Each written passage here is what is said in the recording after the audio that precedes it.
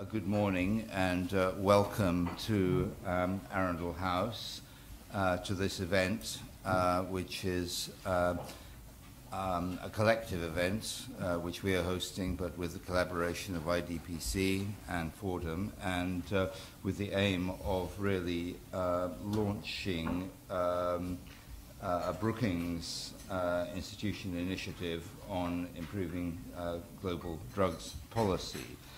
I think some of you know me, but for those who don't, I'm Nigel Inkster. I'm the Director for Transnational Threats and Political Risk here at IISS. Counter-narcotics policy and its implications for global security is something that we at IISS have been focused on for some time, together with my colleague Virginia Kumoli, who is now our research fellow for development and security. We jointly produced an Adelphi book a couple of years ago on the subject of drugs insecurity and failed states, the problems of prohibition.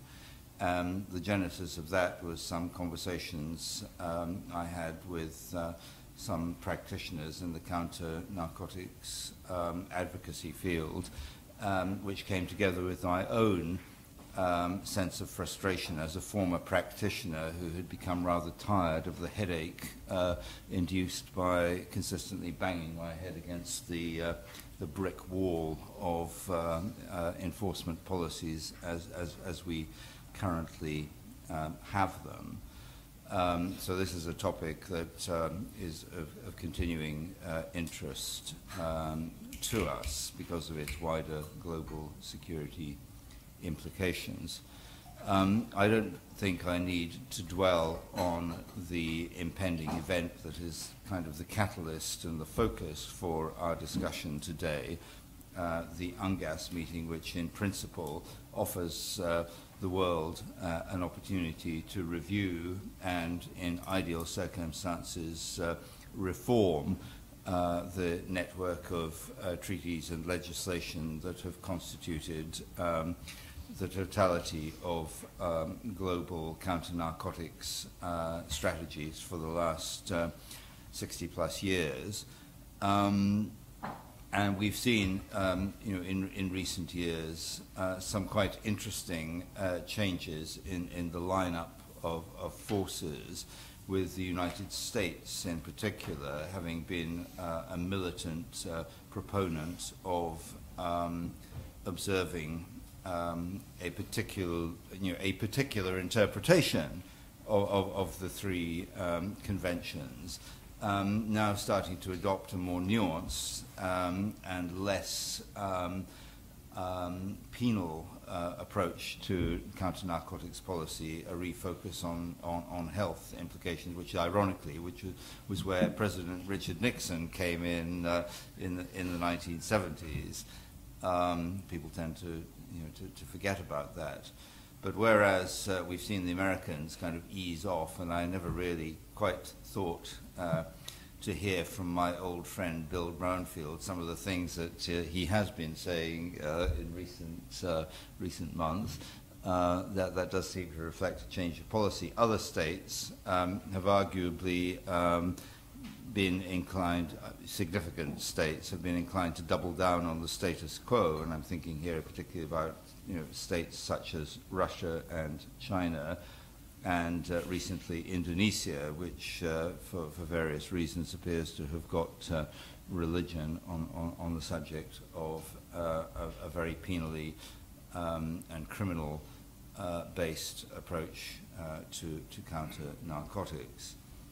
So this is going to be an interesting event that may well not deliver the outcomes that many of us gathered here today might ideally wish for.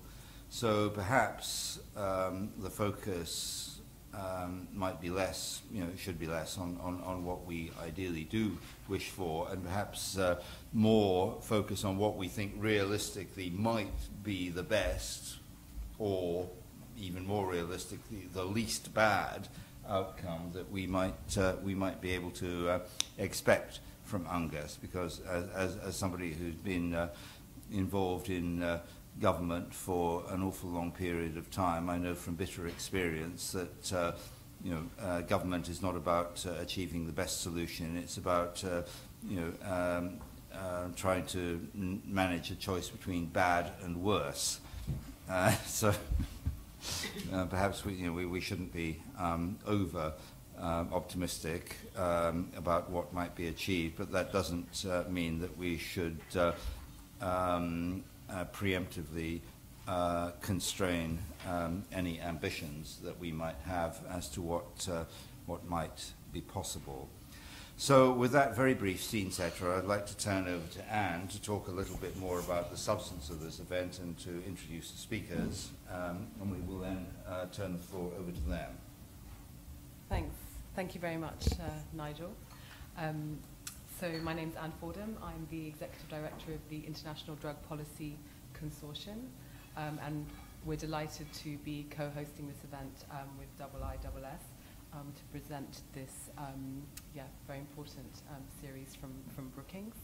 IDPC is a global network of just over 130 civil society organizations from across the world, and we come together to advocate for open and objective debate in international drug control policy making. We've been sort of very strongly focused on the UNGASS since it was announced in 2012. It was brought to bear by the governments of Colombia, Guatemala, and Mexico. It should have taken place probably in 2019, but it was brought forward 3 years at the request of those governments because they felt that there was an urgent need to have this debate at the highest level within the UN sooner rather than later. In 2013, Secretary General Ban Ki-moon urged member states to use the opportunity of the UNGASS to conduct an open and wide-ranging debate that considers all options. And that's very much the line that IDPC as a civil society network has been taking, encouraging member states to have that honest and open debate, although I appreciate Nigel's important message to sort of temper our optimism with what is possible. And that's very real when you sit in the debates in Vienna. And I won't say which member state, but in December at the Intersessional, which was a preparation for the UNGASS, a member state stood up and said that there must be no new thinking and no new ideas for the UNGASS. So, just so we're clear about what we're up against. But having said that, of course, we are still somewhat optimistic about what can be achieved in the UNGASS process. There's still many months ahead of discussion and negotiation. Just very quickly on the process to date, in following the debates, largely the discussion has been until now focused very much on the procedural elements of the UNGASS, how it will take place, what the involvement of different actors will be, what the topics will be that will be discussed. And as of now, just beginning last week with the Intersessional at the CND in Vienna last Friday, there is now the beginnings of the real substantive negotiations that will take place, and the beginning of what we call the zero draft of the outcome document. So member states are now being encouraged to put forward their ideas for what that draft will contain, and also, I think as Martin will discuss later, what some of the options are for the actions that will come out of the UNGASS as outcomes. So, I think I'll leave it there, and I'll introduce our first speaker, Vanda Thalbob-Brown. Vanda is a Senior Fellow at the Center for 21st Century Security and Intelligence in the Foreign Policy Program at Brookings. She is an expert on international and internal conflicts and non-traditional security threats, including insurgency, organized crime, urban violence, and illicit economies.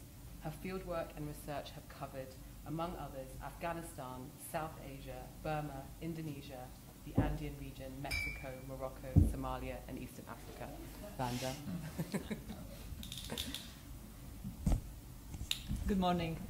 Thank you very much, Nigel and IISS and IDCP for partnering with Brookings on this event. Thank you all for coming to talk with us about drug policy and its broader implications for issues of social inclusion, development, human rights, as well as stability, security, counterterrorism, counterinsurgency. I, with my colleague from Brookings, Harold Trinkunas, have been directing for over a year a project on global drug policy reform, stimulated by UNGASS, but larger than what happens at UNGASS. And I'm fortunate to be sitting with three of the authors that we asked to join us for the project here today, and you will hear from them. What motivated the project was our growing realization that the global counter-narcotics regimes was both efficient in many ways, and many of the policies adopted on the ground were deeply problematic and counterproductive. That's not new, that's been on for a long time, but that there was also a growing fraying of the counter-narcotics regime. And indeed, today, we find ourselves in a moment of what I called the global dissensus, as opposed to consensus on drug policy. Because particularly from Latin America and some parts of Western Europe, there is growing discomfort with the regime's focus on punitive approaches, on the suppression of illicit crops and punishment of users, and they are asking for reform. Some of them are asking for fairly radical reform in what the regime has been set up like, appropriate perhaps, but nonetheless very much breaking with the thrust of the regime. While others are perhaps asking for mild reforms, but nonetheless there is a demand that the regime changes. But as both Nigel and Anne prefaced, this sense that there is an urgency and need for reform is hardly uniform. And indeed, Russia and China, as well as much of East Asia, not simply Indonesia, much of East Asia remains deeply uninterested in reform. There is a sense that the regime is appropriate and that it is delivering, and there are very few constituencies among society, civil society, other society for a reform. By and large, drug use is seen as major moral failure and very little sympathy and interest. And interestingly enough, the creator, the architect, and the global enforcer of the regime over the past 60 years, the United States, is really ambivalent about its position. Changes domestically in US society, the financial expenditures of enforcing the regime, attitudinal changes, legalization of marijuana in several US states and more likely coming, are making the United States uninterested, ambivalent in defending the regime and executing many of its policies. That doesn't mean that the US has become the flag bearer of reform and legalization, hardly so. It certainly is uncomfortable with many policies, and at the federal level, US marijuana legalization is inconsistent with federal legislation and with US international treaty obligations. President Obama has repeatedly said in places like Jamaica that he opposes marijuana legalization, but the US is not going its way to change it. And Russia and China are now becoming, in different ways, with very different levels of being vocal about it, new leaders, at least in the Eurasia area of drug policy, and certainly very active in blocking some of the reforms. But nonetheless, even in the Asia sphere, some interesting changes are taking place, and even in places like Thailand and Vietnam, which we will hear from James. There is some realization that from public health perspective, things are problematic. In China, despite over the past year more than 80,000 users being arrested as part of broad anti-crime sweep, there is also a sense that there is a big expansion of use and that some other thinking must be taking place. And so the project was motivated to look both at the international politics, but also to look at what's happening in individual countries. And we really wanted to focus, unlike many other drug projects, on drug reform projects, on the globe, and on this break, on this rupture between the East and the West. And so we commissioned 15 case studies from Latin America, from the Americas, North America, Latin America, Europe, Asia, and Africa, and wanted to look both at the reformers and those who oppose reform, asking our authors to reflect on what are the threats resulting from drug use, drug trade, and drug policies themselves, and what are the implications for UNGASS, but also, crucially, what are possibilities for reforms at individual, national, country level, irrespective of what happens in UNGASS. We also commissioned two functional studies, one looking at a full legalization breakthrough scenario, where a country actually legalizes cocaine and what are then the repercussions, and one case study looking at the international treaty regime, and Martin will talk about that later. And Harold and I wrote also a chapter on essentially the new geopolitics of the drug trade, highlighting that illicit markets and networks have changed, that countries that have been traditional suppliers or transshipment centers now have huge use. Argentina and Brazil per capita use on par with the United States, which is an explanation, of why Brazil is uninterested in the Latin reform agenda. The fact that costs are very differently distributed. Although in East Asia there is as much drug production, trafficking, and use, perhaps even more use, than in Latin America, the drug markets are extraordinarily peaceful. They are as peaceful as in Western Europe, with murder rates 1, 2 per 100,000. In Latin America, we are talking about murder rates, and in Mexico, on the order of tens per 100,000. So very different structure of the criminal market, very different behavior of criminal groups, and very different implications for desire or its lack of for reform. This being a project by Brookings, there is not a common message. We at Brookings very much believe that each author presents and defends its own analysis and its implication. So there is not one common, we all agree on this statement. Each of the chapter makes its own evaluations and decisions. But nonetheless, I think that across the authors there is agreement on a set of broad issues that I want to highlight. One of the policy implications is that prioritizing violence reductions needs to be a crucial element of drug policy reform.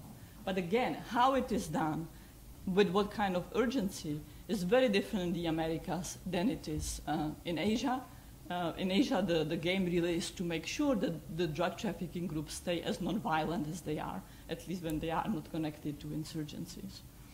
And some of the chapters explore what kind of targeting. I have often argued for middle-level targeting as opposed to high-value targeting. But the broader message is that prioritizing violence reduction in the distribution market, in the supply market, should be a key priority, as opposed to being preoccupied or almost solely focused with reducing incidents and flows.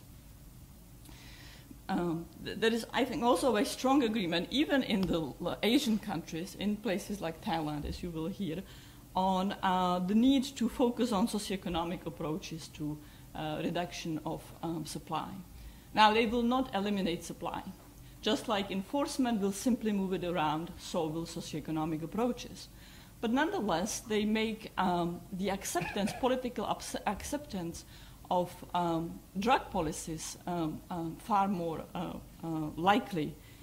Now, interestingly enough, one of the few consensus that's emerging in UNGASS is focused on alternative livelihoods. Even Russia speaks about the need for alternative livelihoods. But nonetheless, by and large, they have been done very ineffectively, and what really needs to be avoided is replicating same ineffective policies. As opposed to chasing the replacement crop, the focus should be on increasing as much as possible access, physical access, political access, social access. But one of the reasons why alternative livelihoods have been so ineffective is because they often require that countries like Colombia, like Thailand or Vietnam, do a fundamental political reckoning of what the relationship is between the elite, the state, and society, that they open the political, social, economic space for marginalized populations. And they are often very reluctant to do so. Colombia today still very much struggles with the issue of social inclusion.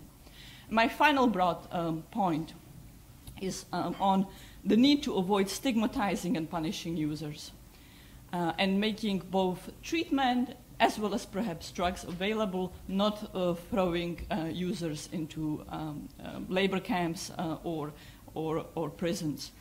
Again, that message is resonating far more strongly in the Americas, but many mano dura policies, not drug policies, are nonetheless driving big prison population and drug user prison population. It's starting to resonate in the United States and struggles in much of Asia. Finally, let me conclude by going back to the international level and suggesting that there is a fairly strong dissensus, not just among the countries within the drug conversation, but also between the post-2015 millennium goal conversation and the new initiatives coming out of that and the drug agenda. The focus and predominant thrust of the post-2015 millennium goals is on much stronger action against organized crime. There is very, very strong drive to suggest that organized crime diverts development, prevents development, and it's harmful. And it's driving rather problematic implications for the drug agenda. And that's significant because it shows that even today there is still big stovepiping between what should be a common conversation about security, social inclusion, development, human rights, and drugs, and not drugs as a special soul issue. So I'm quite concerned that regardless of what happens at UNGASS, a lot of the train will have left in perhaps not a good direction even before through post-2015. You were given a handout that describes the drug project, lists all the case studies, their authors, as well as the webpage. They are all available on the Brookings website, the studies and their policy implications and recommendations. And with that, you will hear from three of our authors now. Thank you. Thank you very much, Vanda, for that excellent and broad overview of both your project and also the dynamics that we're currently facing in the global drug policy debate. So our next speaker will be Caroline Chatwin. Sorry, forgive me, my bio is on my phone. Caroline is a senior lecturer in criminology at the University of Kent. She has been researching the area of European drug policy for many years and has published a research monograph with Palgrave Macmillan in the area. And Caroline will be presenting her paper on the European perspectives in the Brookings Project. Okay, great, thanks. So my brief, if you like, was to look at drug policy in Europe and discuss or examine what differences in drug policy there are within the continent, and also whether Europe as a whole has anything to contribute to these debates about drug policy reform, treaty reform, cannabis policy reform. First, a very brief bit of background information. In Europe, drug policy is decided at the national level, not the European level, so there is a considerable amount of variety. But maybe similar to the United Nations, the European Union plays some role in providing a guiding framework within which national policies will work. And what I hope to demonstrate in the sort of paper today and in the Brookings paper itself is that there is a real range of national policy and initiative going on at the European level. And the purpose of my work was to examine the two extremes of drug policy in operation in Europe. Sweden, which is known as a relatively restrictive policy, and the Netherlands, which is known as a relatively liberal policy. And the idea is to use those kind of two extremes to capture the range of ideas that are currently in operation. So first I want to give a little bit of the policy context for those who maybe aren't so familiar with these two countries. Sweden is a country that aims for a drug-free society, to completely eradicate drugs from society. That's the overarching aim. There's no distinction really made between soft drugs and hard drugs. All drugs are harmful. Often users are targeted as well as dealers in an effort to stem this problem. Harm reduction measures do exist in Sweden, as in all countries in Europe, but the favourite really is for coercive or abstention-based treatment.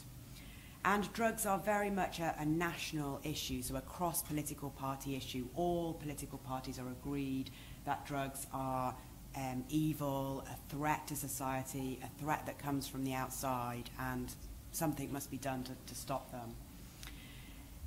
Meanwhile, in the Netherlands, quite different, there is much more of an acceptance that sometimes, that there is an inevitability of drug use in society. Some people will always use drugs, no matter what policies and strategies you implement as a government to stop them. And this has led to various kind of strands of policy, one of which is normalisation. And this really speaks to the idea that drug users are often people who are quite marginalised or vulnerable already, and therefore one of the main strands of drug policy ought to be to try to normalise them, to try and bring them back into the centre of society as much as that's possible. Another strand is harm reduction, the belief that drugs themselves cause harm, but also so do the policies that are implemented to prevent drugs. They cause harm too, and that therefore another major strand of policy ought to be to try to reduce both of those kinds of harm. And finally, and perhaps most pertinent to the discussion today and in the Brookings project, is the policy of the separation of the markets, which we might know more familiarly as the coffee shop policy. So the idea here is that some drugs are less harmful than other drugs. So for example, cannabis is less harmful than all other drugs. And it therefore becomes a valid strategy for the government to try to separate the cannabis market from markets for other drugs. So people who want to use the less dangerous cannabis can do so without coming into contact with more harmful drugs. And this separation of the markets has led to a coffee shop policy in the Netherlands, whereby people can use and buy small amounts of cannabis in a tolerated, semi-legal environment. I say semi-legal because, of course, one of the problems with the coffee shop is that although the sale and the small-scale sale and use of cannabis is tolerated, there's no legal way for those coffee shops to be supplied with cannabis themselves. It's still illegal to produce large amounts of cannabis or grow large amounts of cannabis. So it kind of leads to a slightly strange semi-legal situation, and I'll come back to that later on. But what I really wanted to use this slide to show is that there are two very, very different paradigms of viewing drug policy in operation in Europe. So it's very difficult to talk about what Europe thinks about certain issues when you've got these two very different kind of ways of viewing the whole issue in operation. So the next thing that I was asked to think about is what does the drug problem actually look like in each of these two very different countries?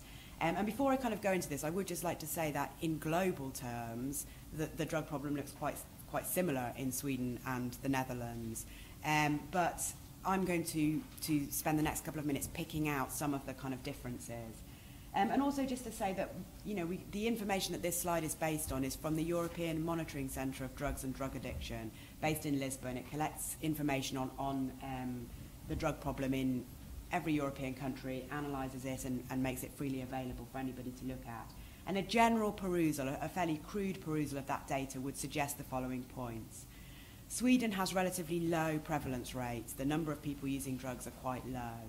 And that's something that they can call a success. But on the other hand, those who do use drugs tend to have quite poor health and longevity, so higher number of drug-related deaths and drug-related illnesses. and young people continue to be recruited to drug use and to more problematic forms of drug use. Nevertheless, a United Nations report relatively recently designated Swedish drug policy as very successful based on those low prevalence levels.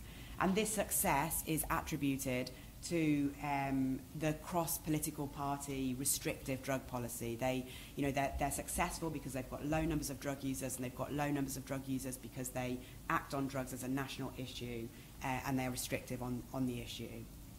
On the other hand, in the Netherlands, there are relatively low numbers of dependent users, low numbers of injectors, low numbers of drug-related deaths and HIV. The population of dependent or problematic drug users is generally thought to be aging. The separation of the markets policy seems to have had some success. There's an average number, in European terms, of cannabis users, but there are a low number of dependent users. So, okay, they've got an average number of people using drugs, but it's a very small proportion of those people that are going on to become problematic in their use. Generally, in society, levels of criminalisation for this issue are low, unsurprisingly. But there maybe are some more problematic areas, for example, production of cannabis or synthetic drugs, and particularly levels of synthetic drug use, which are a bit higher than European averages. And also public nuisance caused by drug tourism, for example, where people come to the country attracted by the relaxed drug laws. So the problem here is that both countries, or both paradigms, as you can see probably, are able to claim some success. Sweden is able to say, well, we're doing very well because we've got very small numbers of drug users. And the Netherlands is able to say, well, we're doing very well because the drug users we do have are not dying or becoming ill, and they're having a better quality of life. And the problem that I want to really flag up here is that, not just in European terms, but in global terms, does become very, very difficult to judge success because there are no common indicators of success. One country, like Sweden, might feel that the be-all and end-all is eradicating drugs from society, therefore success is based on the smaller number of drug users you have. Whereas another country like the Netherlands might believe that, some people will use drugs, and the main goal therefore becomes to reduce the harm that those people suffer, and they then can claim success in their own way because their evidence suggests that they are going towards doing that in some way. And actually, generally, sort of going beyond the problem of no common indicators of success, there's also very little evidence for any kind of relationship at all between the style of drug policy that a country operates and the kind of drug problem it has. So there are all sorts of problems with using the MCDDA data for comparisons, which I haven't really got time to go into. But if you do try and use that data to compare, you very quickly see that some restrictive countries have low numbers of drug users, other restrictive countries have high numbers of drug users, and so on. So it becomes a very complicated picture. But what is really valuable about the European Union data and experiences that there are is that they are able to evaluate, there's very integrated and established frameworks for evaluating different national initiatives that might be come up with and sharing those instances of best practice across networks of experts.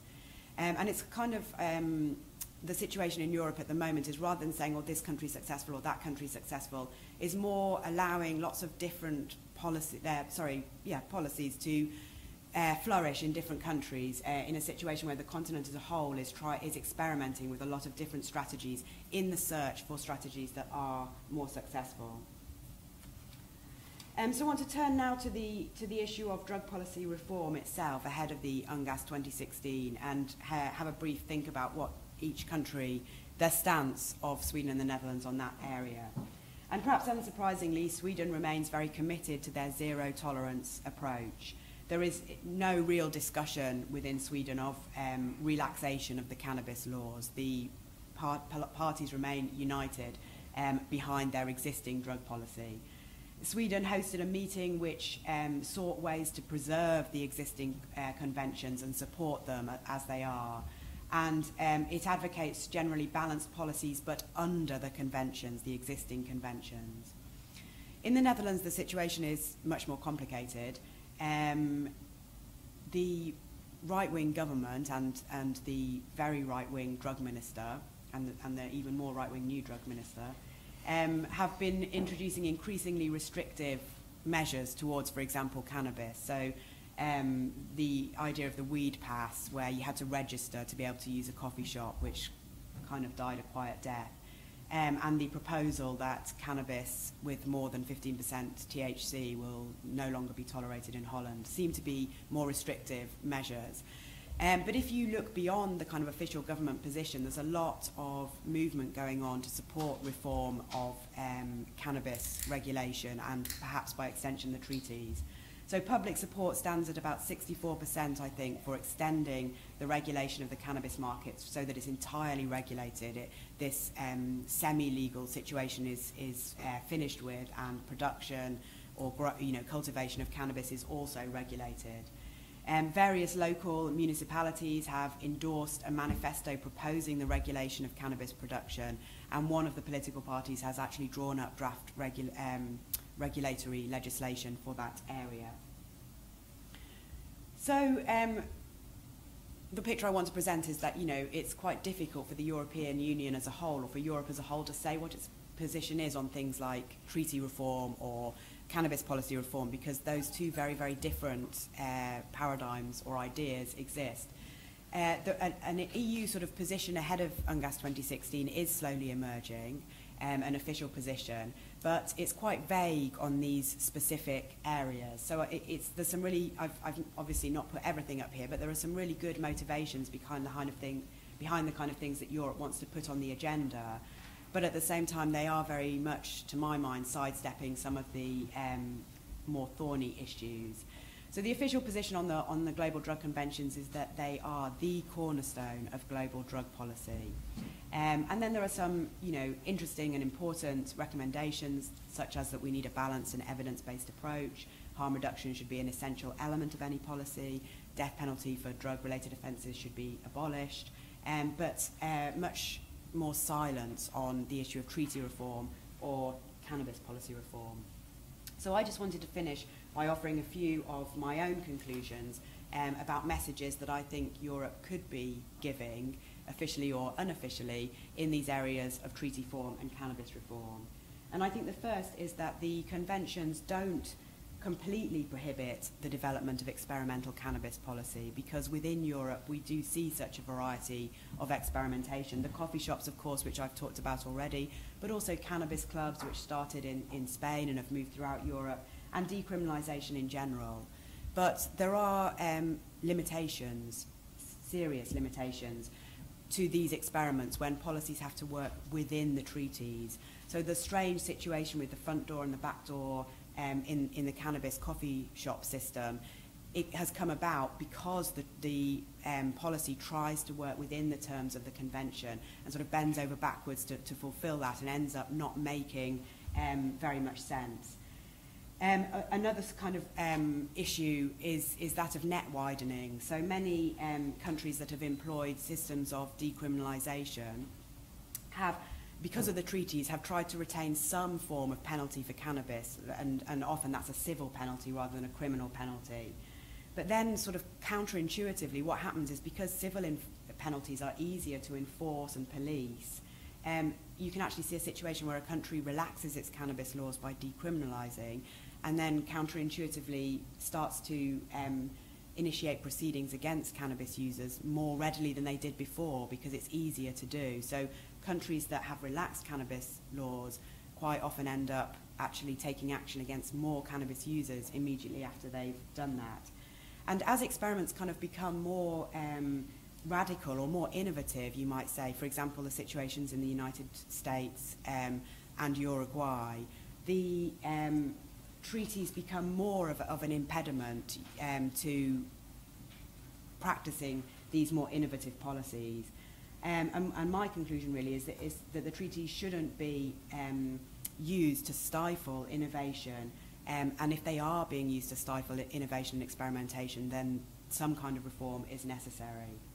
And the second conclusion that I would draw from studying European drug policy is that a variety of response towards a problem like, for example, cannabis regulation is very desirable, because because all countries continue to have people who use drugs, people who die from drugs, and so on. So while that remains to be the case, trying to do as many different things as possible within a framework where those things are evaluated and the results are shared, seems to be one of the most sensible ways forward. And similarly, the Brookings Project, which considers things in a global perspective, highlights the fact that the nature of the problem is very different in different geographical areas. So again, trying to close down policy options and limit them seems very counterproductive in this area. And again, I would say, therefore, then, that the UN treaties mustn't be used to limit the type of response to a problem, for example, cannabis. And the final point I'd make is that if you want to have a successful drug policy based around this idea of trying out lots of different things, there is a really important role for the international, the United Nations or the European Union level of drug policy making, and place for different kind of strategies to be evaluated and for the results to be shared amongst all the different communities. And of course the United Nations already does some work on this, putting together annual reports on drugs and so on. But my final recommendation would be that, you know, perhaps they need to focus their efforts more in this kind of international regulatory area and less on whether or not countries are keeping to the letter of prohibition or obsessing about how, you know, whether countries should be allowed to be more experimental and move away from prohibition.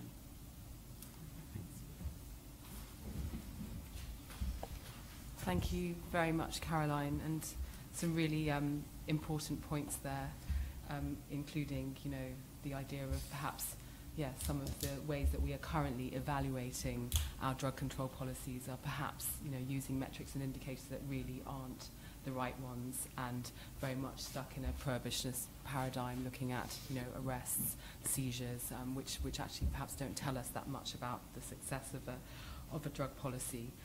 And the other thing, just to pick up on in terms of the point that Caroline made about you know, the effects of different drug policies, whether they're repressive or not, in terms of levels of use. In 2008, there was an academic paper that did a comparative analysis based on the WHO mental health surveys, and that paper found that actually the level of prevalence of use in a country was completely independent of the drug policy, the repressiveness towards users. But obviously the level of harm that those users faced was very much dependent on whether that country had a harm reduction policy for people who use drugs. So that's an important point I just wanted to pick up on. So over to our next speaker and to a completely different region. So James Windle. James is a senior lecturer in criminology and criminal justice at the University of East London, and James will present his case studies on Thailand and Vietnam. All right, cheers. Yeah, so I'm going to talk about Thailand and Vietnam. I'll start off with kind of a quick overview of some of the trends in the two countries. Then I'll move on to review some of the policies which I think have worked reasonably well. This will be kind of opium suppression, certainly in Thailand, but also in Vietnam. And some of the policies that haven't been working particularly well, such as kind of harm reduction in Thailand and the compulsory treatment system in both countries. And then I'll go on to conclude with some reflections on how Thailand and Vietnam will feel about kind of regime change come 2016. I think it's interesting to kind of follow on from Caroline, you know, comparing EU to Southeast Asia. Because, you know, the European Union, there is this great diversity, whereas Southeast Asia, there's a lot less diversity. You know, Southeast Asia, as Vanda was saying, tend to be much more prohibitionist. They tend to focus very much on law enforcement, forced abstinence. Some countries, such as Vietnam, are moving slowly away from this kind of model, but it's taken some time.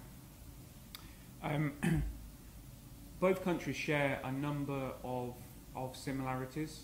The drugs of choice in Thailand and Vietnam are amongst the most harmful. So the most consumed drug in Vietnam is heroin. The most popular drug in Thailand is yaba, so methamphetamine pills cut heavily with caffeine. Crystal methamphetamine consumption is increasing throughout the region, which is, you know, is concerning. Neither countries are major sources of any illicit drug. They were both major sources of opium, until around the 1990s, and there are actually 2 of only 7 countries, 7 major sources of opium, which have managed to suppress the production of opium. So have managed to stop farmers from growing opium, which is something I'll talk about in a few minutes. They're both transshipment points for drugs being produced in Southeast Asia, so in Burma, in Laos, and they're also transshipment points for precursors coming into Burma and Laos. So very much part of the distribution chain. The management and control of borders in the 2 countries and throughout Southeast Asia is incredibly difficult. They have very long, very porous borders, which are very difficult to control, very difficult to manage. Thailand's kind of counter-trafficking is fairly successful. It's probably one of the more capable countries in Southeast Asia. They've got very well-trained police and security. They're pretty well resourced. Obviously, corruption is a problem in Thailand. Some of the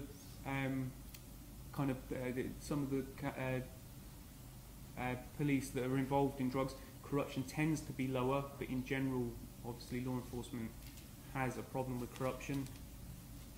Vietnam is much less well-trained, much less well-resourced, and corruption is significantly higher. So there are challenges in controlling the flow of drugs throughout Southeast Asia, and these challenges are going to become much more difficult as the region economically integrates further. As Vanda was saying, the drug markets aren't particularly violent, okay, especially if you compare them to the likes of South America, or especially to Burma or to Afghanistan. There tend to be the occasional shootout at the border. You know, you'll have smugglers will come across, they'll be armed, and there'll be the occasional shootout, but not anything kind of major, nothing that's really a kind of any kind of a security threat.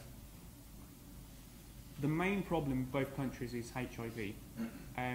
Both countries have been identified as high priority countries by UNODC's HIV programme. Thailand has done a great deal of work to reduce the prevalence of HIV, but within the general population. It's tended to ignore drug using populations. And the problem here is that injecting drug use, intravenous drug use, is increasing throughout Thailand, especially in southern Thailand. And the rate of HIV is starting to increase again. And this is being linked up to the intravenous drug use.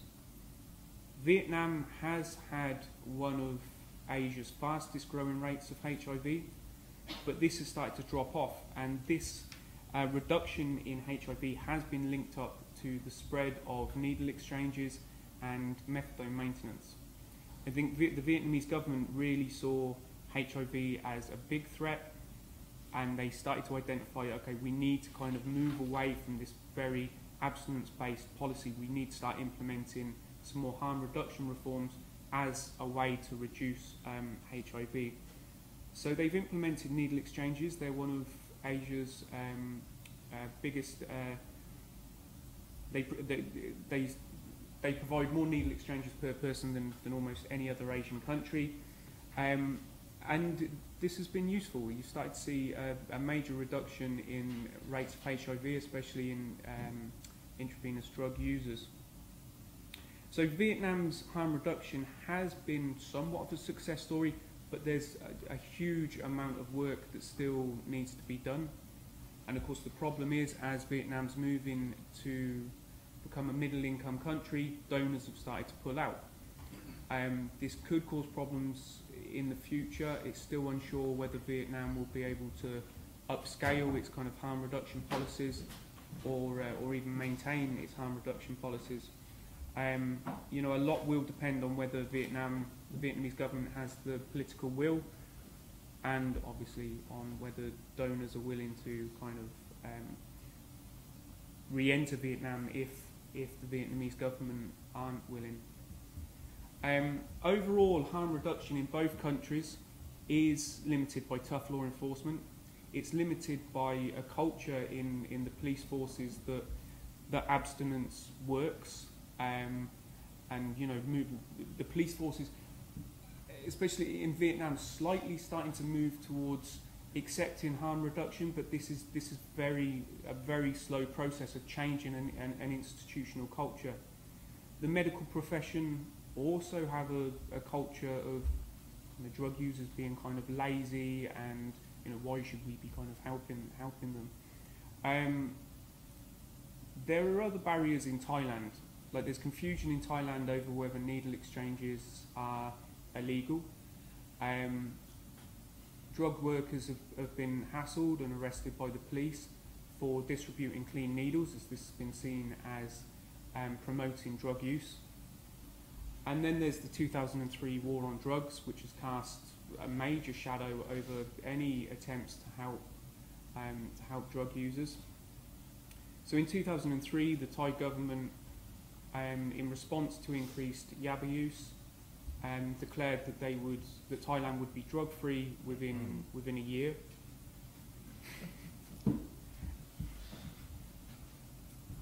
They arrested within 1 year 73,231 people.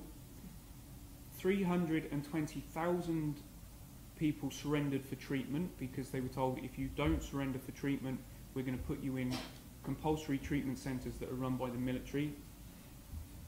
The police and military killed an estimated 2,819 people.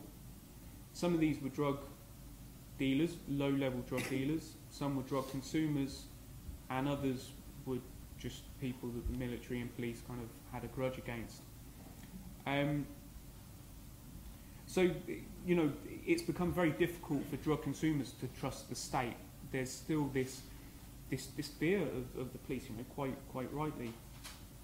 Another major barrier in both countries is the compulsory treatment system. So in both Thailand and Vietnam, you can be stopped by the police, you can be given a drug test. If you test positive, then you can be arrested and you can be sent to a compulsory treatment centre. In the centres, the treatment tends to kind of revolve around, physical exercise, marching around, chanting anti-drug slogans, forced meditation, which I'm not sure how you force people to meditate, close your eyes and sit down on the floor. And in Vietnam, labour therapy, so, getting people to sew and knit and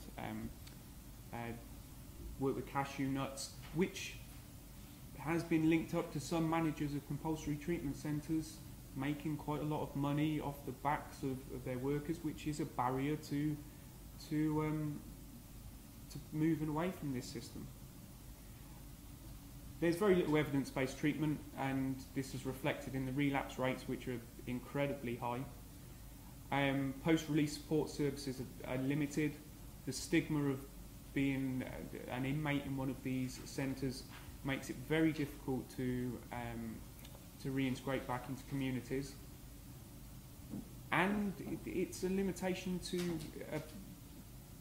to receiving harm reduction support. It's a limitation to receiving treatment for if you've got HIV, because if you've been to a centre, if you then get tested again, if you're found to have relapsed, you're sent straight to prison. So if you're a consumer, you're not going to go to a needle exchange, because then you can get pulled by the police. You'll certainly be put onto a police blacklist. If you go for HIV treatment, you can be put onto a police blacklist, because the police will often be hanging around looking for consumers entering these types of treatment. Overall, Human Rights Watch and other organisations have noted that inmates in these centres are subjected to cruel, inhumane and degrading treatment.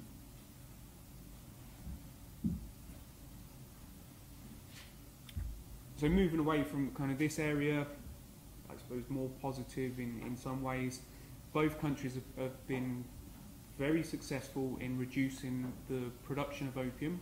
So they were both major producers of opium.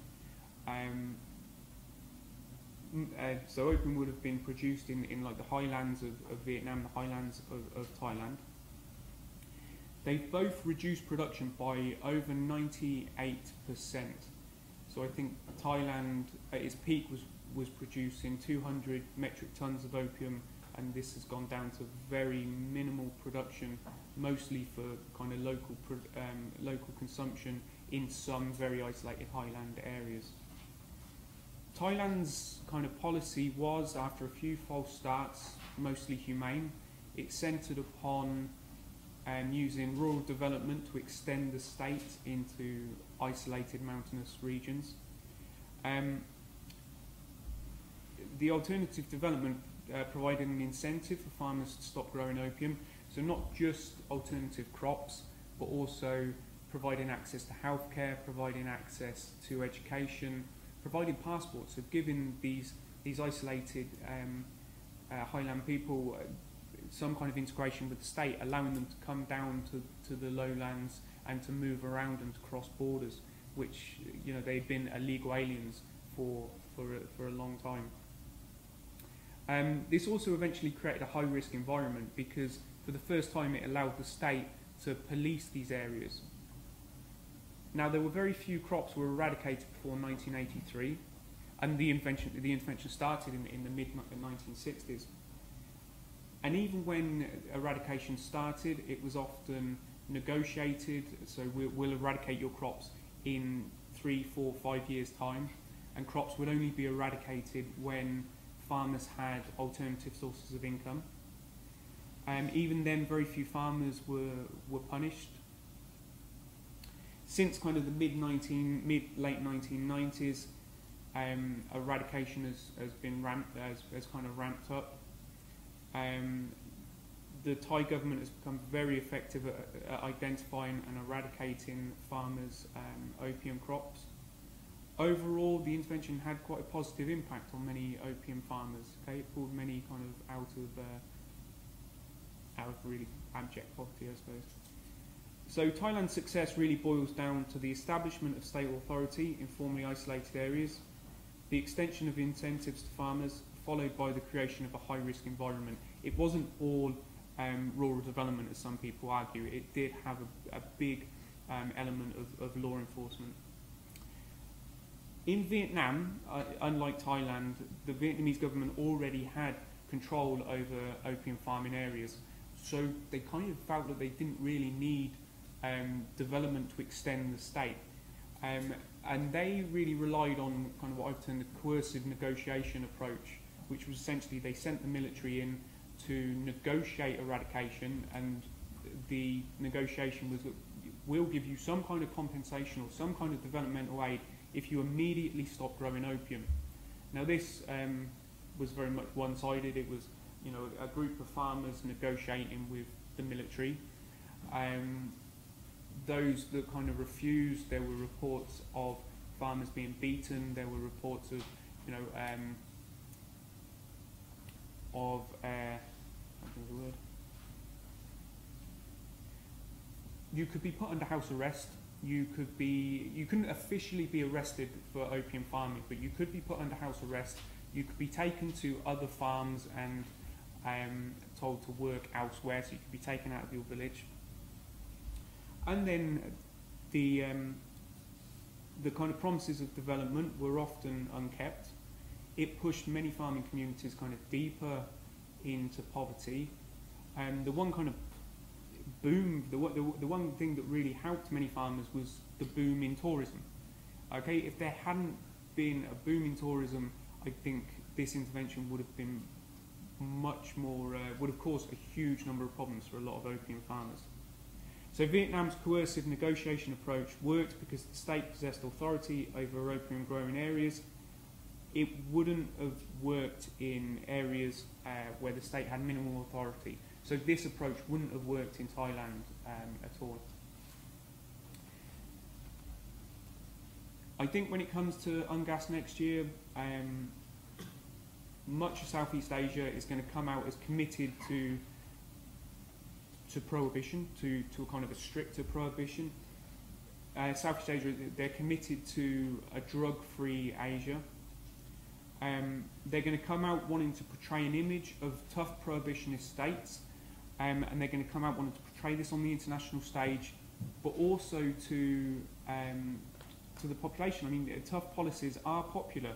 The 2003 war on drugs was a relatively popular policy. I mean, Thaksin's government Thaksin was still popular, and he's the guy that was saying, go out and kill drug users. They're trying to kill us, so, you know, it's okay if they die. They're going to come out, they're going to support the status quo. There is going to be a certain rhetoric around harm reduction, but overall, Thailand and Vietnam view drugs as social evils. Their default setting is law enforcement and kind of forced abstinence.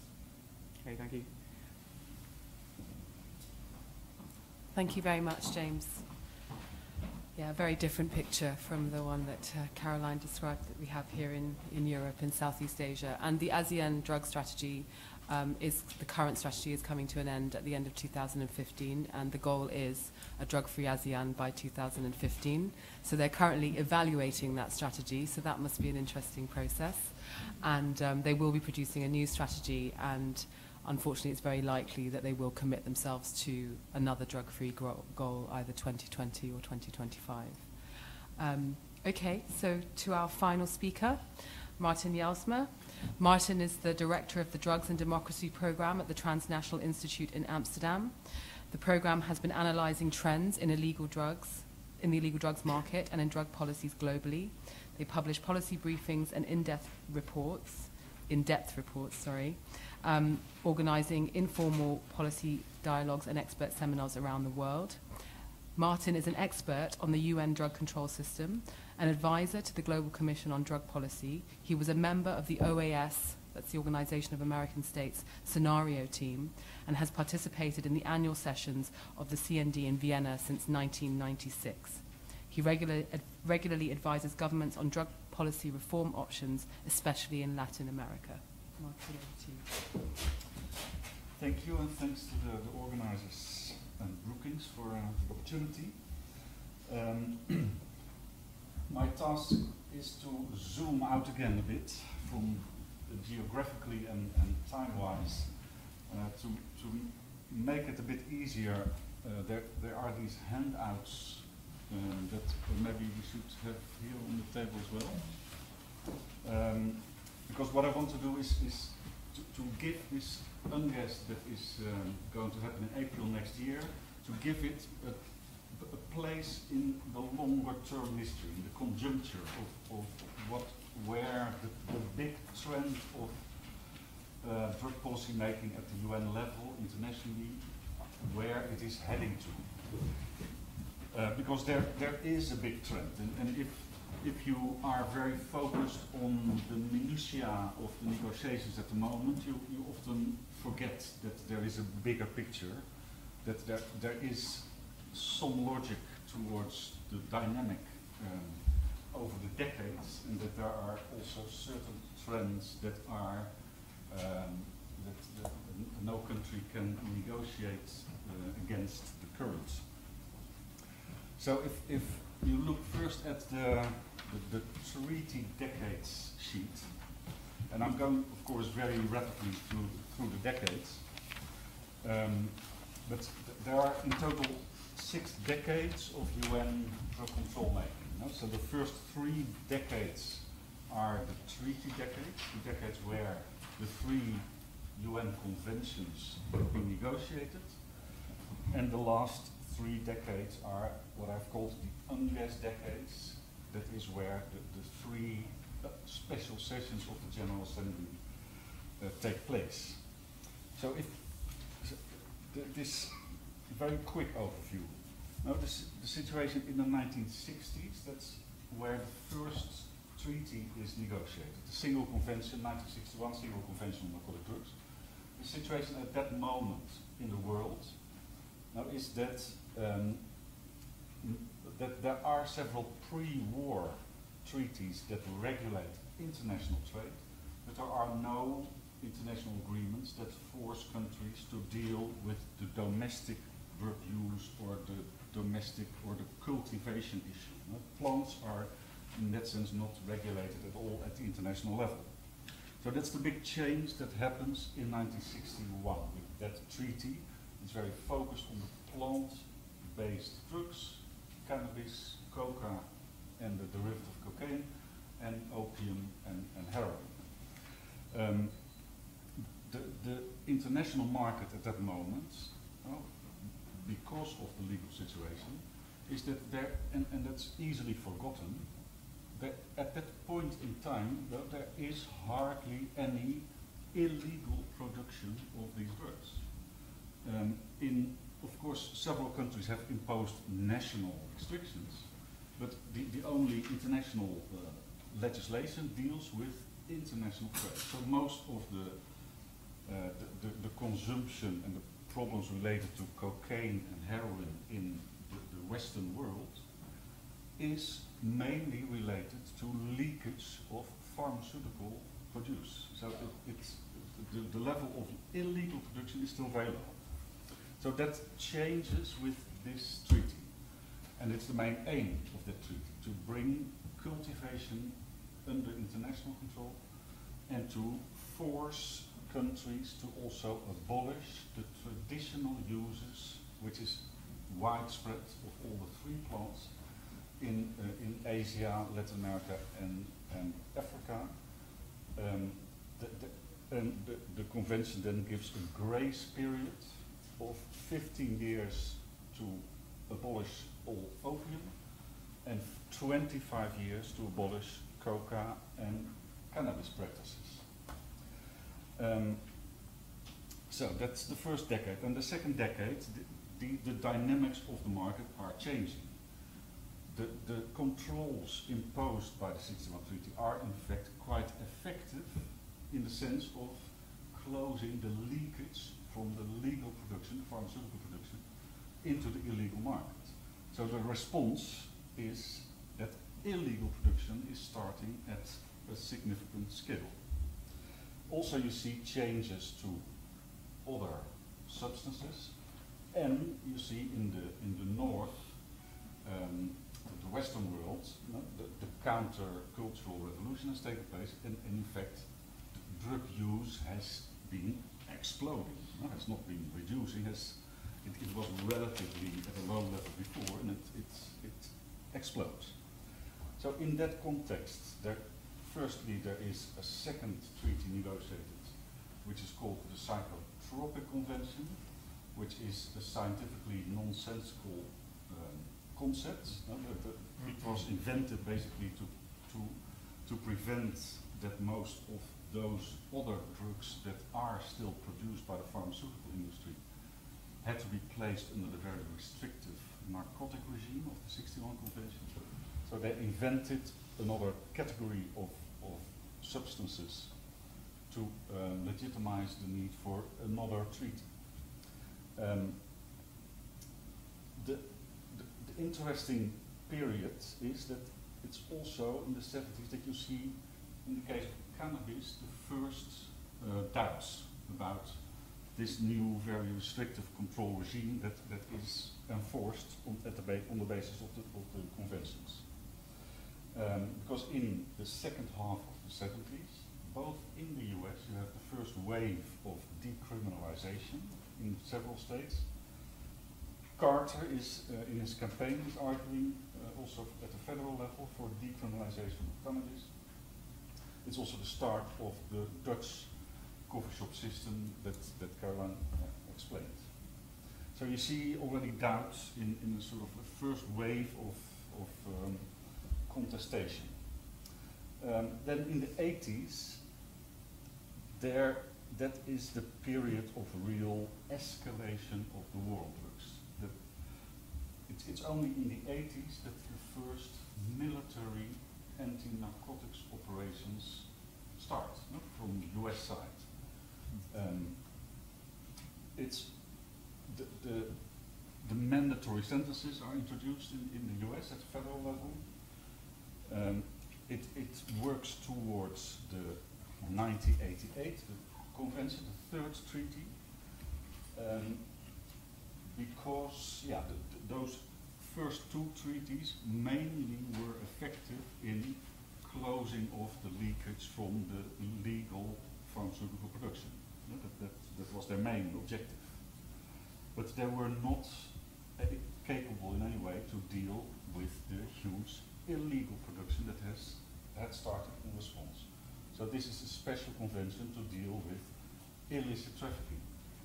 And that is the treaty that imposes a much more criminalizing obligation.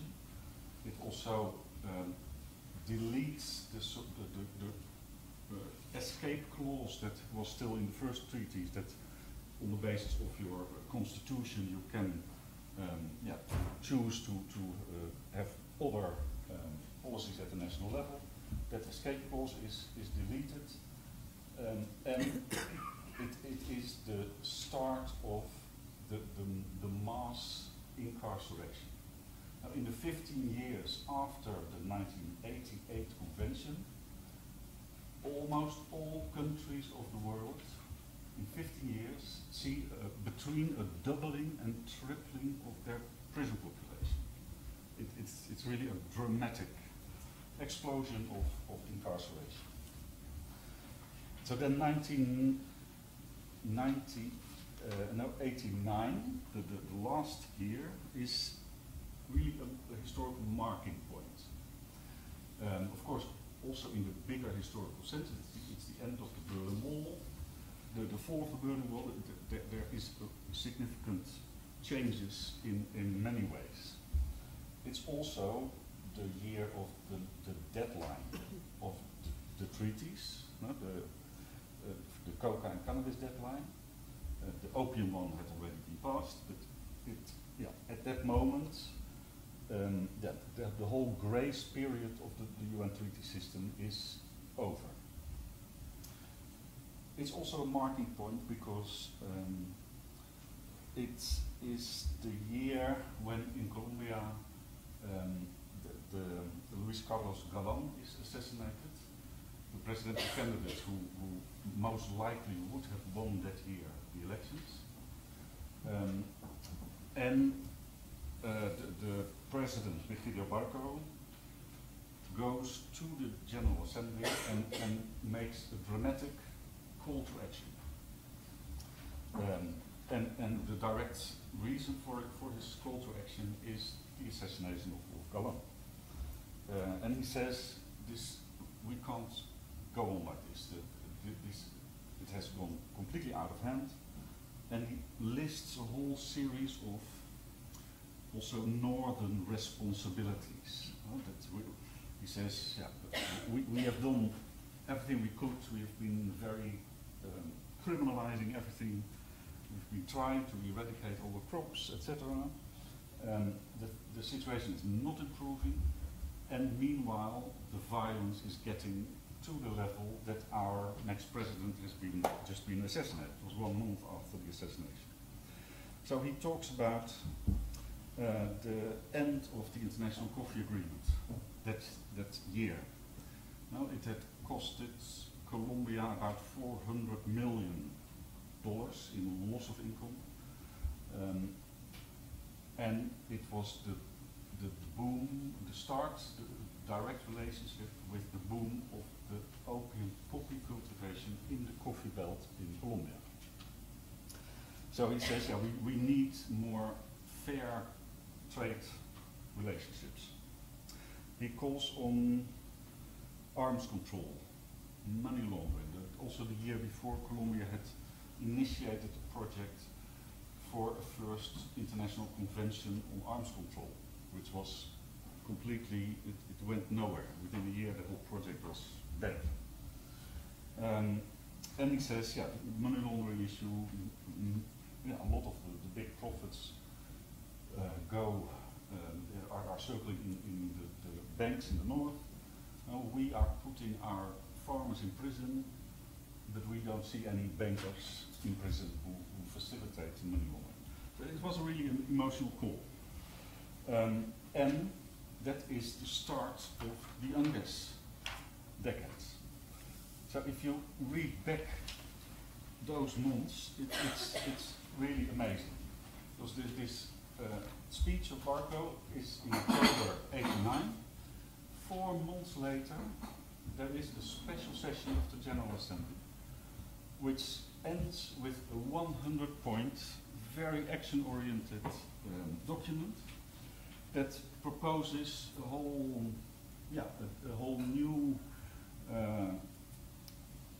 set of measures at the UN level to deal with these drug-related problems, including looking at money laundering, at precursors, at everything. In 4 months' time, no? How long are we already now talking about the next UNGASS, and it will require negotiations that will still take many more months to come. So this first UNGASS in 1990 on drugs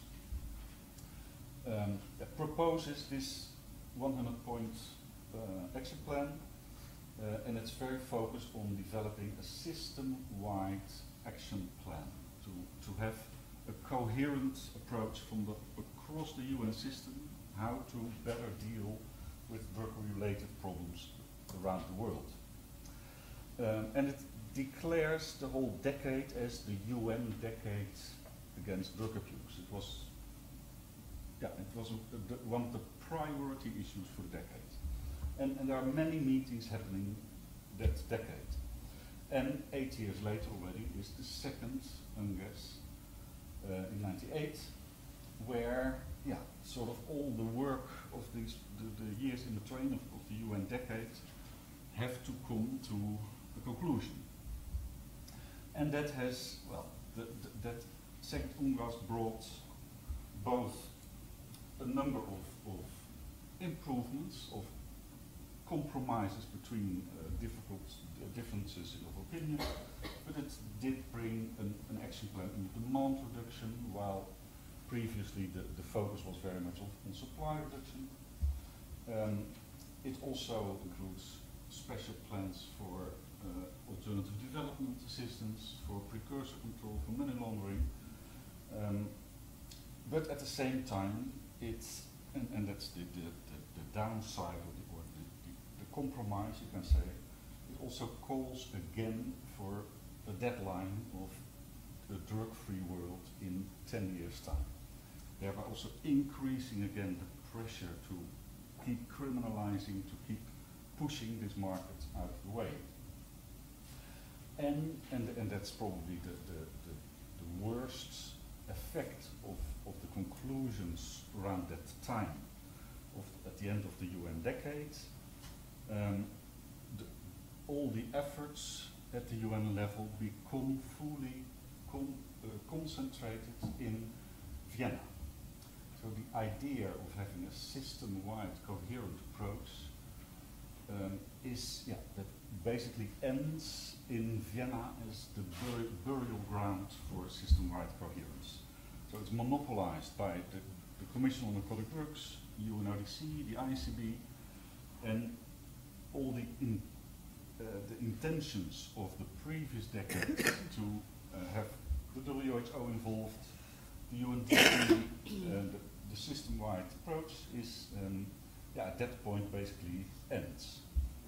So that marks the next decade of the 2000s, and that's the decade where the first cracks in the consensus start to appear more prominently, especially around harm reduction. There's a big battle at the UN level. Around 2004, the mid-term review of the progress towards the 10-year period of having a drug-free world in 2008. They then come up with this beautiful phrase significant progress towards still distant goals. But the UN is always very good in euphemisms and understatements. Because in terms of the statistics, of course, everything was still going up, but significant progress towards still distant goals. Then, by the end, by reaching 2008, yeah, they couldn't say the same thing again because the deadline was there.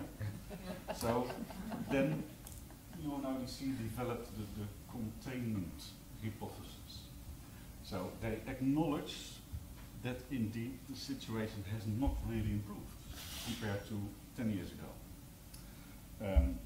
But they say it has stabilized, and the containment hypothesis basically says that the UN drug control system is very effective because if we had not this containment and stabilization, it would have shot up at similar levels like alcohol use and tobacco use. So there would have been masses of people around the world injecting heroin as many as are smoking cigarettes. That's the containment hypothesis with which they still, they try to maintain still, the effectiveness of the system. So then we arrive at now, basically, or the past few years, where, you could say the cracks in the consensus develop to systemic breaches. Bolivia is one of the first to take the courageous step, and the Bolivian ambassador here has personally played an important role in the process of no longer accepting that part of the treaty that obliges countries to abolish the traditional practice of coca chewing. There's no way to interpret your way around it. No, it's a clear treaty obligation, and Bolivia is no longer willing to accept it. First proposes to amend the treaty, that is rejected, and then sees no other possibility than to withdraw from the treaty and a year later re-adhere with the reservation that Bolivia no longer accepts that part of the treaty obligation.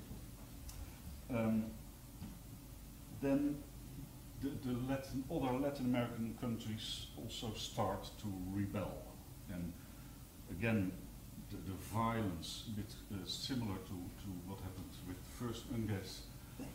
In the case of Colombia, again in this case the violence in Mexico is the trigger and then it was already mentioned, to call to advance the date of the next UNGASS.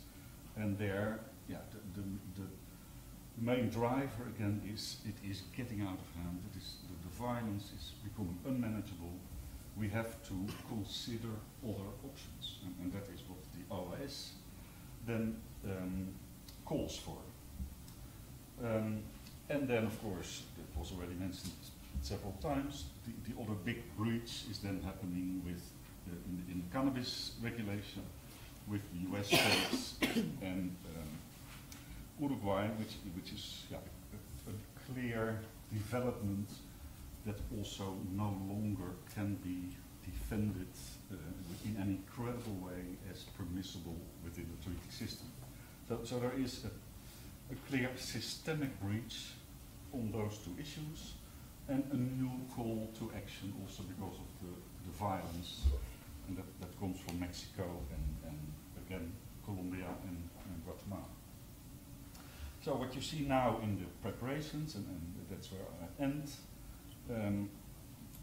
at the one side,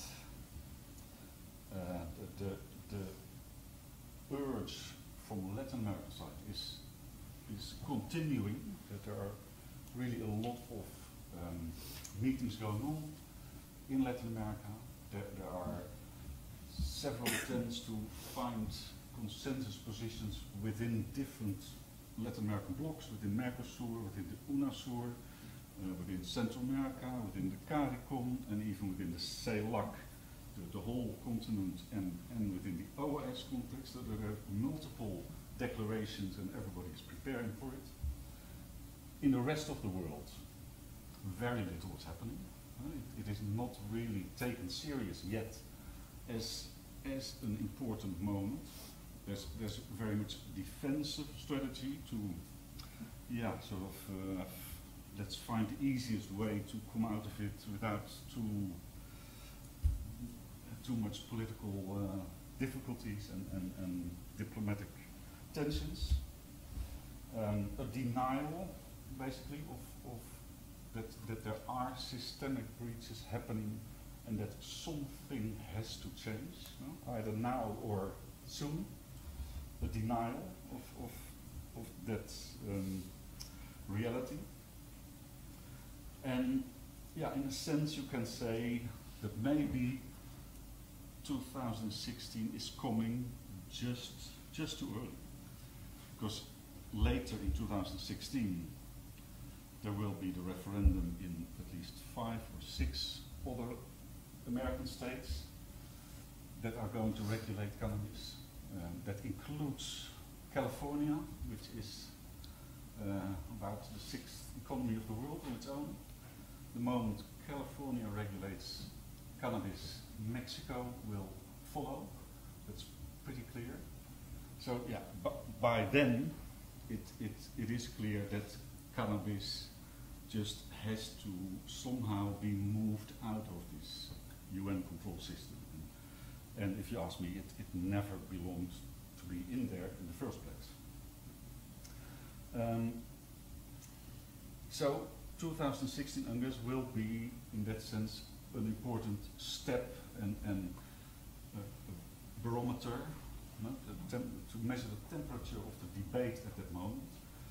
It's also clear, as Vanda also said already, that the level of dissensus is so big at the moment at the international level that it would be impossible now to renegotiate a new treaty. That would be a hopeless exercise. So it will be a stepping stone towards the 2019 moment, because that is the next deadline for more or less a drug-free world. And it's of course already clear that also that deadline will not be met. And I think, in terms of prospects, the moment should be used as much as possible to have an honest debate about what is happening without expecting too much in terms of negotiated results already in 2016, but to set the stage for the years thereafter, where this historical trend will continue. And I think it would be a good idea for that period to use again the mechanism of an expert advisory group at the UN level, which has played a very crucial role in the first UNGASS, to help within a relatively short period, but to at least get on the table what the big issues are and what possible to recommend what could be done in those 3 years between 2016 and 2019 to deal with these growing tensions and systemic breaches. And meanwhile, I think more smaller like-minded groups have to start thinking of how a possible reformed control model at the international level could look like. And they could even start already by making modifications inter se, to agree among themselves certain treaty amendments that have no effect for the other treaty partners. But that's a more technical issue about possibilities of treaty reform that do not require the consensus of all parties.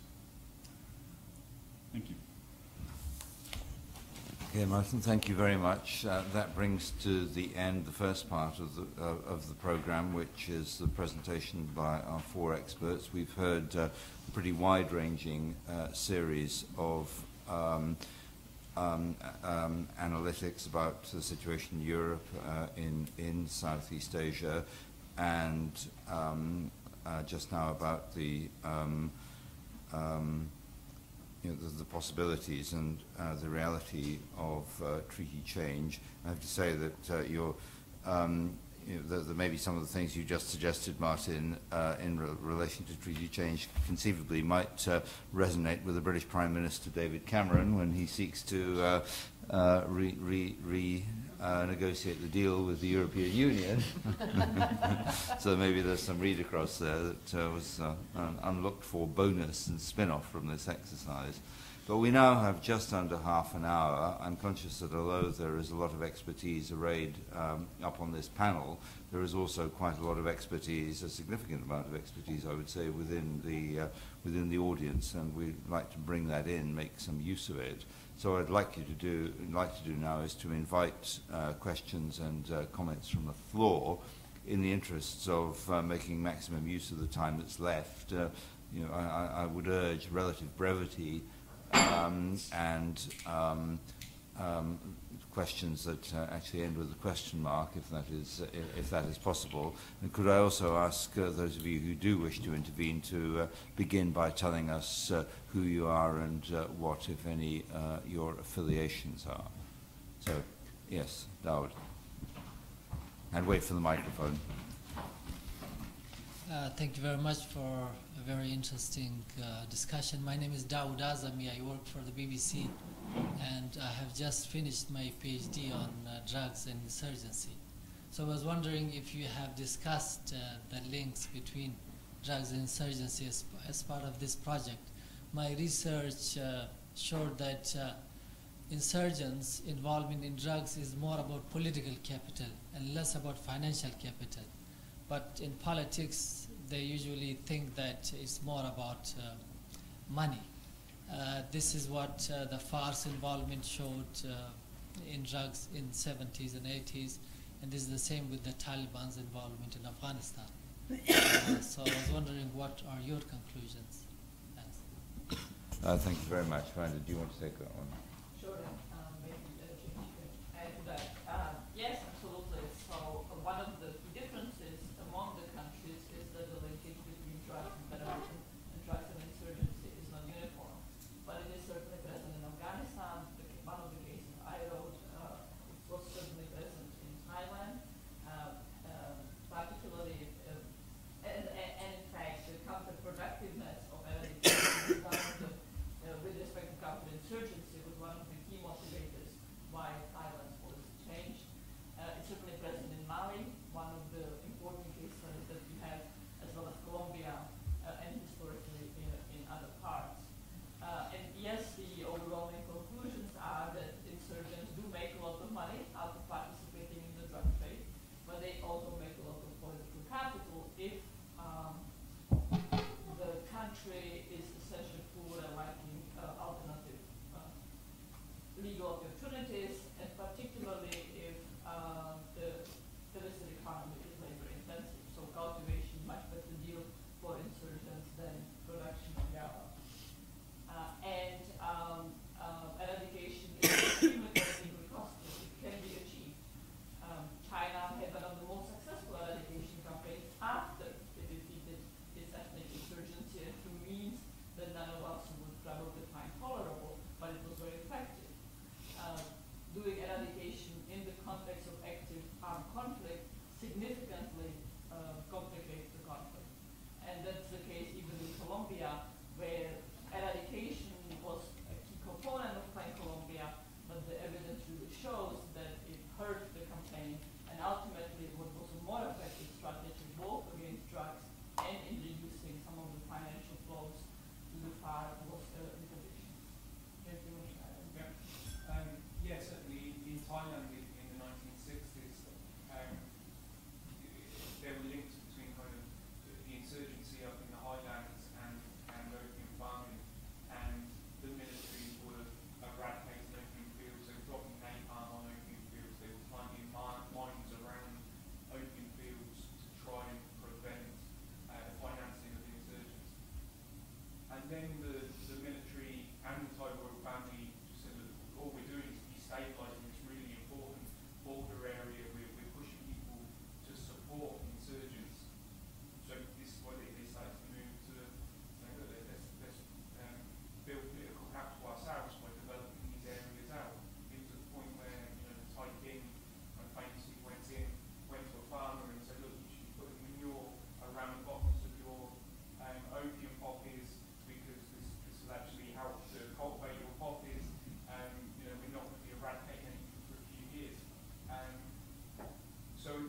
about, saying that it's not destabilised, they're starting to develop these areas that build political capital.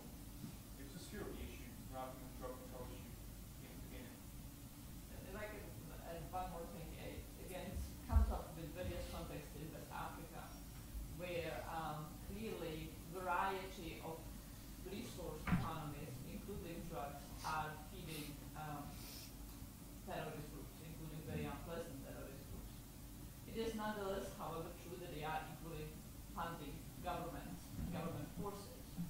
And indeed, the fight over the rents between those who are part of the state and who are not part of the state is very much a key element of conflict, and perhaps a key cause of why the Mali army collapsed so rapidly and so quickly. And I want to highlight that because a lot of the focus on West Africa drug reform is about public health policies. It's about not arresting users. That's very important because use is going up there. But that's not going to resolve the problems of state fragility, state corruption, state as a mafia bazaar, and broader state weakness as confronting now militant, potent militant responses. And again, those agendas are just so different in the Asian context, African context, and Latin American context, that the push toward reform misses what Africa is struggling with. It might perhaps prevent very negative policies being adopted, but those are not the problem right now. And again, the thrust in Asia is just not consistent with these different geostrategic, geopolitical, and domestic realities across the continent. Yeah. So.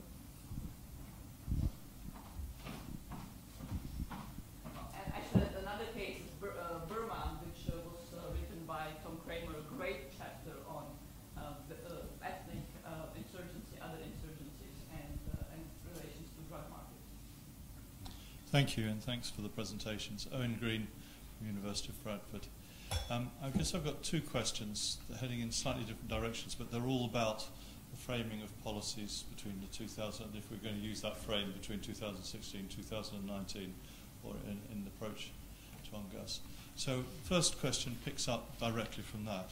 So there are a whole host of issues. You emphasised, Vanda, in your initial presentation, violence reduction being one of the key harm reductions that needs to be focused on. So there's the wider agenda that you just talked about, which isn't only insurgents, it's just state fragility, the hollowing out of institutions. For about 6 years I was working to the cabinet in Jamaica.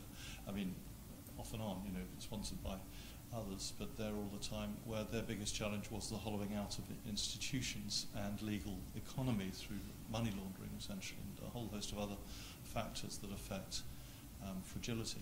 So the first question is, all of these things are framing issues. Everybody's aware of those links. The question is how to frame a policy agenda that attaches more explicitly those concerns to the UNGASS through to 2019. So I'd welcome any comments about that, because it's been tried many times and not so far successfully. And the crisis points around the regime don't really centre around those at the moment. And so the question, that's the sort of policy entrepreneurship type question.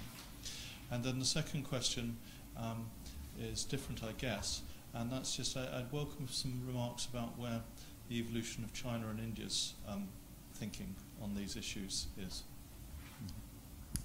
Okay. Well, looking for volunteers, I guess. Okay, yeah, sure, go ahead. So China and India, we start with that. China is interesting, very much a supporter of the current version, much less silent than Russia, nonetheless rather influential. And you hear, to some extent, truthful, to some extent, excuse comments from Thailand and Vietnam, Indonesia, that they cannot move because of China. Again, to some extent, that's excuse. China is not such a strong factor. But we are going to be bringing the project to China. We were asked by the Chinese Police Academy to read it. And that was very interesting. It was interesting for many people at UNODC that China exhibited this level of interest. They are rethinking some of their approaches in Burma. A lot of it is problematic. Again, fantastic chapter by Tom Kramer. But nonetheless, they are talking about alternative livelihoods, clothes for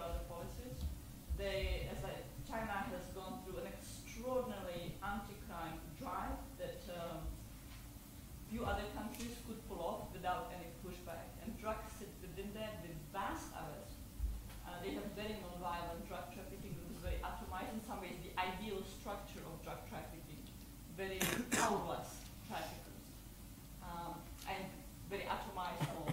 But nonetheless, there is some thinking, there is some concern about HIV/AIDS, there is big expansion of cocaine use, and that expansion is now affecting the princelings, the children of the elite. And they don't want to be sending their children to the same labor camp that opiate users have been sent to. So interesting few policy entry points into China.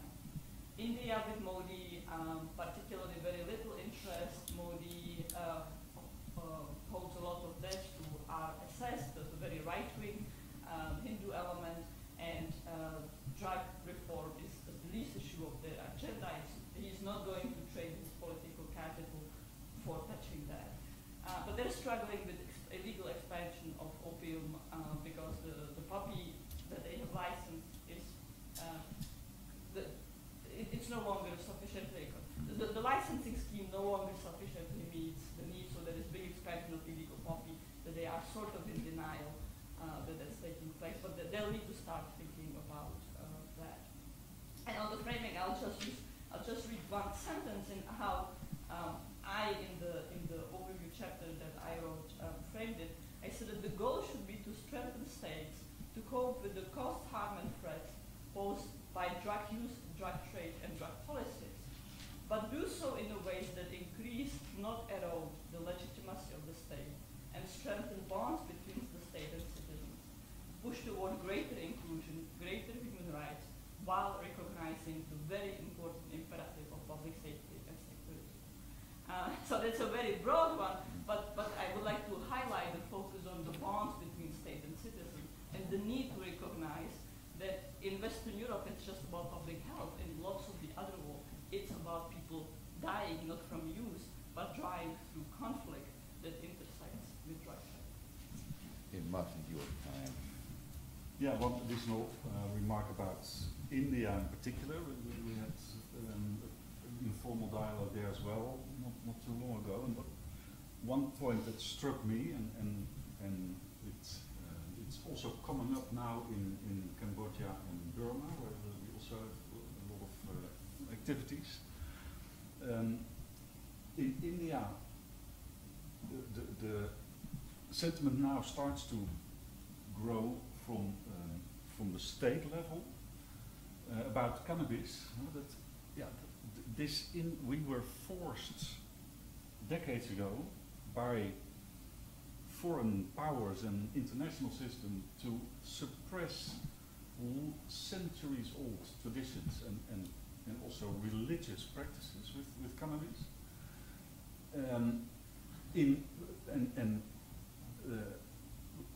There are also many of those are sort of under the radar, still being allowed.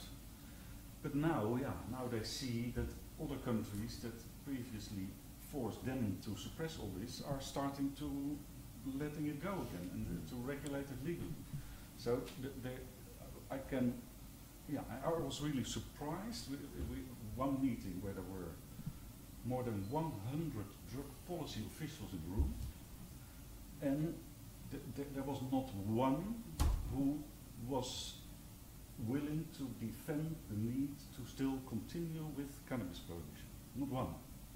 I mean, there is this underlying, based on the old traditions, that underlying thinking and also tolerance that they had to keep a very low profile about, but that can also quickly come up again at the moment that things start to change at the international level and they do no longer feel forced politically to deny their own realities and their own history. And maybe on the framing issue, I think it is also good to mention that in fact quite positive change in discourse is already happening. There is, compared to even 5 years ago, the ease with which now at the UN level people are talking about now of course drug users should not be put in prison, we should have a focus on health, not so much criminalization, the issue of essential medicines, access to essential medicines that has been too much affected by an overly repressive regime is definitely coming to the agenda. So you see a shift of discourse already happening. I think it's also very promising to see the changes, the rapid changes in terms of proportionality of sentencing. The whole issue, the realization that there is this explosion of the prison population for low-level trafficking offences and non-violent drug offences, completely disproportionate sentencing that is becoming recognized, and also the US is starting to abolish mandatory minimum sentences, which is a great development. Uruguay, Ecuador has in the past years twice released about, in total about 5,000 prisoners, which for Ecuador is a significant amount of their prison population. But for some of the lower trading offences, they've reduced the sentence to almost 10% of what it was before. So I think that those are very promising developments that are also reaching now the level of the political acceptable new discourse at the UN level. So there are already hooks to use in that sense. And I think one of the big challenges will be what kind of language can be found to get rid of this deadline thinking and drug-free world thinking. It has to be finally acknowledged that drugs are here to stay, and we have to find the least harmful way to deal with them. And that is still a taboo issue, and that will be again on the agenda, of course, if we again evaluate the next deadline for 2019. Okay, we've got quite a lot of questions in limited time. We've got two in the front row, I think, the lady in the white scarf and the gentleman sitting next to her. I'll take those two together, and then we'll see how much further we get. Thank Could you. I join brevity, please? Okay, thanks to the organisers. An excellent discussion. My name is Susie McLean. I work for the International HIV/AIDS Alliance, and we're doing harm reduction programming with injecting drug users in 9 different countries as diverse as Kenya and Ukraine, including Crimea, and Vietnam. And so that's our take on drug policy reform, trying to get services to injecting drug users in some of these countries. My question's for Martin, and it's about tactics and approaches to the UNGASS next year. So we're quite clear that one of the contributions that we can make is around some of the capitals in places like Kenya or Vietnam or Ukraine to be briefing member state delegates better about the HIV implications of their current drug laws and stuff. But it's less clear to us about the New York-based work that organisations, international organisations like ours, should be doing. I've noticed that UNAIDS have got a new strategy which is calling for a 4th pillar for the drug treaties on public health, and I wonder what your thoughts are on that. Okay. And then the gentleman sitting next. I'm the Bolivian ambassador here in London, and there was, we saw these historical trends that has been put forward, some progressive and then the others more conservative. But in terms of looking ahead towards UNGASS, Martin proposed to build up this consultative group to review the architecture of the fiscalization, the tensions between the treaties, the case of cannabis, but taking into account that you have those 2 trends very clearly also exposed in the different presentation, how do you see the conformation of those two trends to get a consensus, or do you is there a lot of expectation about when we see there will be not much change next year in terms of review of the treaties, or as you said, maybe it's too early, but how do you see the confirmation of this group? Would be interesting to keep. And I'll take one more question, right at the back on your left side. Roger Gullen, chair of Transform, and like Nigel, a rather shamefaced ex-sort of drug warrior. A question about the approach to UNGASS. From what you've described, the chances of treaty change at this is ridiculous, and therefore the best outcome that Martin was talking about was agreement on maybe an expert panel to buy time and allow policy experimentation. Failing that, maybe the best outcome would be a complete, fracas and a really good argument and no consensus at all. Given that we're sitting in London, what can civic society do? What can people in this room do to sort of nudge the British government in a healthy direction towards this, given that it's at the moment under the control of the drug warriors at the Home Office? What can be done? And they're here. They're always here. They're always about. They of course they've got to say they support crime reduction and things. Yeah. But it'd be very interesting to know what can we do to get the debate going in the UK. Thank you very much. Every time I see the current Home Secretary, the first thing she does is fix me with a gimlet-like gaze and say, Nigel, we're not going to legalise drugs, which and it's not something I've ever advocated, but anyway.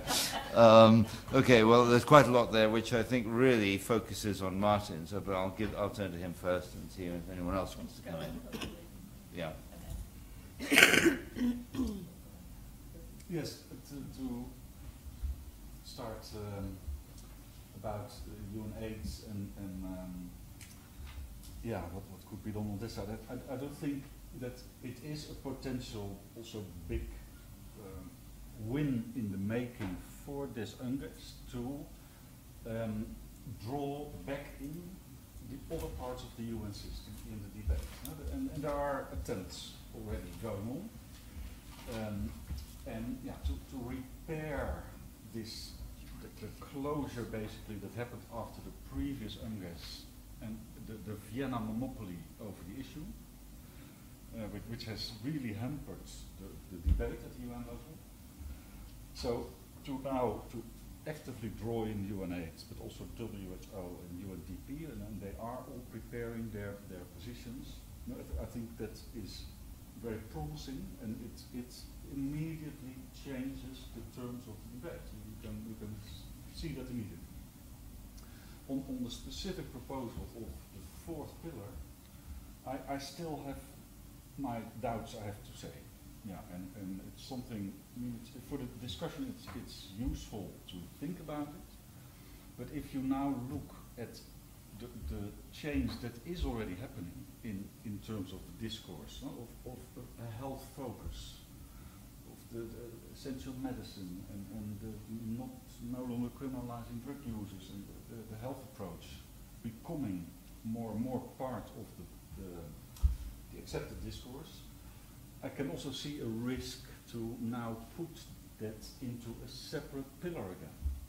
So why not promote that as the basis for the whole drug control system, and make it a fundamental part of the pillars that there are. And the risk to put it into a separate pillar again is that, well, the rest can go on as it is, and all the more the harm reduction oriented things will be in a separate category. I see a risk in that sense, but it's something that requires more discussion. On the consultative group,